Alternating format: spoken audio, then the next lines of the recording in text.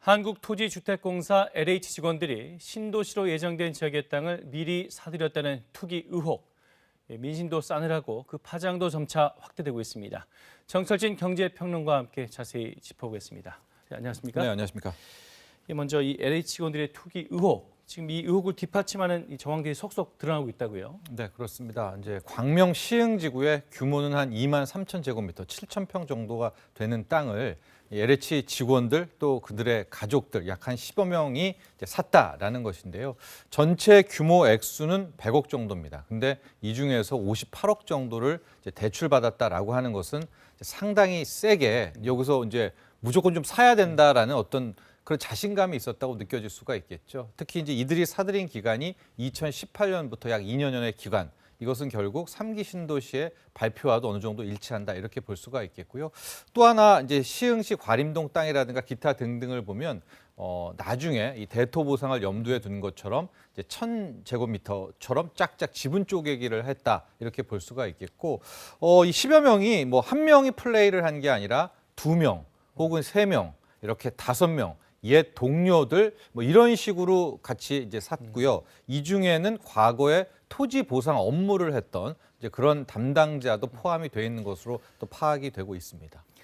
자, 이 직원들이 이렇게 땅을 사서 거기다 지금 나무를 심었다는 거 아닙니까? 네. 이렇게 그 개발이 예정된 빈 땅을 사서 나무를 심는다. 이건 어떤 의미입니까? 향후 더 큰 보상을 노리기 위해서다라고 볼 수가 있을 더 큰 텐데요. 보상을 예. 임야보다는 그 땅에 또 이렇게 나무가 있으면은 더 많이 받을 수가 있고요. 그 나무의 종류에 따라서도 또 보상 가액이 달라지는데요. 이번에 최근 들어서 이제 작년부터 해서 급하게 한 2,000그루를 심었는데 이 정도에 심었던 나무는 편백나무라고 합니다. 아, 지금 저 화면에 나오는 네. 나무가 예. 지금 그 나무인 것 같습니다. 편백나무가 아마 샀을 때는 1,000원 단위, 뭐 비싸도 1,500원일 텐데 이제 보상을 들어갔을 경우에는 뭐 보통은 3만 원, 4만 원, 많게는 5만 원, 6만 원. 왜냐하면 보상이라는 것은 저 나무가 컸을 때까지 가정해서 보상을 해줘야 되는 것 아니겠습니까? 보상 가격이 확 뛰네요. 예, 나무 중에서는 이제 보통 은행나무를 가장 높게 쳐주는데 이번에 이 LH 직원들이 샀던 저 땅에 심었던 나무 편백나무 역시 뭐 상당히 이제 많은 보상을 받을 수 있는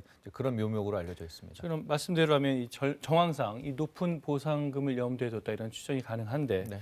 이렇게 지금 땅을 쪼개서 사거나 혹은 네. 이제 빈 땅에 나무를 심는다거나 이런 방식의 투기들이 종종 있었습니까? 네, 그럼 뭐 널리 알려진 방식이죠. 널리 알려진 대표적인 알려진 방식이 이제 알박기라고 해서 이제 그 땅에다가 뭐 건물 하나를 그냥 허름하게 지어주면 그게 그냥 임야에서 건물 도로로 바뀌게 되면 또 보상가액이 오르게 되고요. 이번처럼 묘목을 심는다든가 이런 방법도 있고 지분 쪼개기처럼 딱딱 보상받을 만큼만 나눠서 구입하는 그런 방식도 있고요.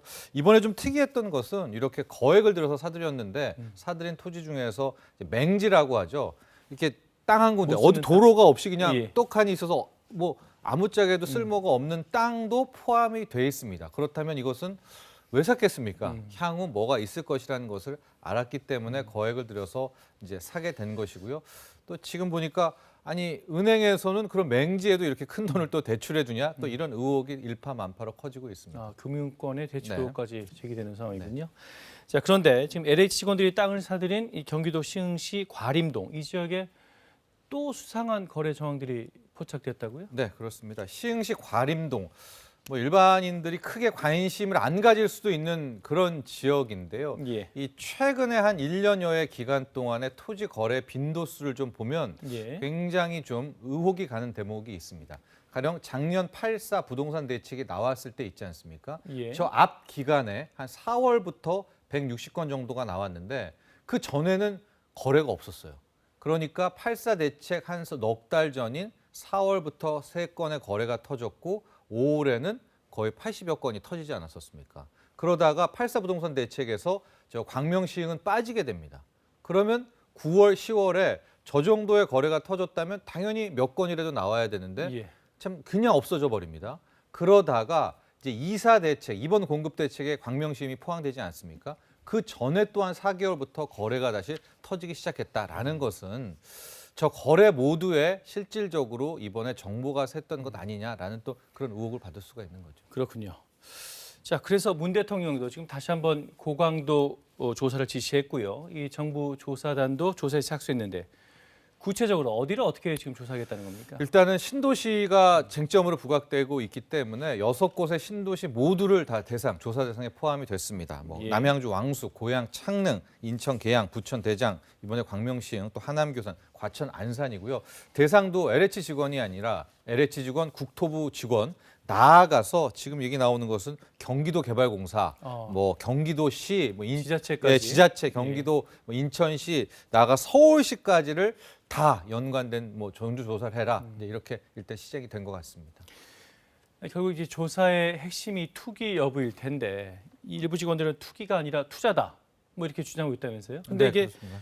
투기냐, 투자냐 이게 좀 어려운 문제라고요? 그렇죠. 그러니까 가령 이번에 처벌 같은 경우에도 회사 차원에서 LH에서 뭐 보직 해임을 한다든가 감봉이라는 것까지가 있을 수 있고 그 다음에 현재 많은 국민들이 분노를 하고 있는 형사 처벌이라든가 아예 몰수를 하게 되려면 이제 관련 법이 있어야 되는 거 아니겠습니까? 법에 따라 처벌을 해야 되는데 현재 적용할 수 있는 법들을 좀 보면 공직자윤리법, 혹은 부패방지법, 공공주택특별법 이런 것들이 있는데 현재 이제 이런 법들을 적용하게 되려면 업무상의 비밀이었다라는 것, 그 다음에 그 업무상의 비밀을 담당자가 이거 구입한 직원들에게 유출했다라는 것, 그 다음에 그들이 산 이제 자금이 뭐 어떤 뭐 불법적이었다라는 것, 뭐 이런 것들을 파악해 나가야 되는데 이게 이제 수사 영역인데 만에 하나 이것이 딱딱 떨어지지 않을 경우에는 이게 딱히 형사처벌로 관련될 그 입법이 약간 미비한 그런 차원이 있습니다. 쉽지 않은 문제군요. 그런데 지금 LH 직원들 이 땅 투기 의혹 말고도 뭐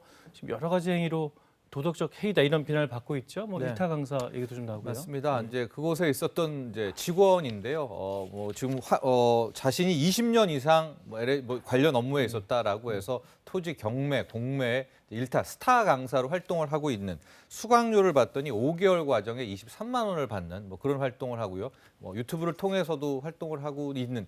근데 뭐 그런 자기 업무 영역에서 한다라는 것은 좀 문제가 있지 않습니까? 그래서 비난을 받고 있고요. 이제 이 밖에도 지금 계속해서 나오는 일탈 행동들이 과거에서 있었던 정보 유출들, 또 고향 원흥지구에 있었던 도면 유출들 이런 부분들이 새삼 다시 주목을 받고 있습니다. 네, 오늘 말씀 여기까지 듣겠습니다. 감사합니다.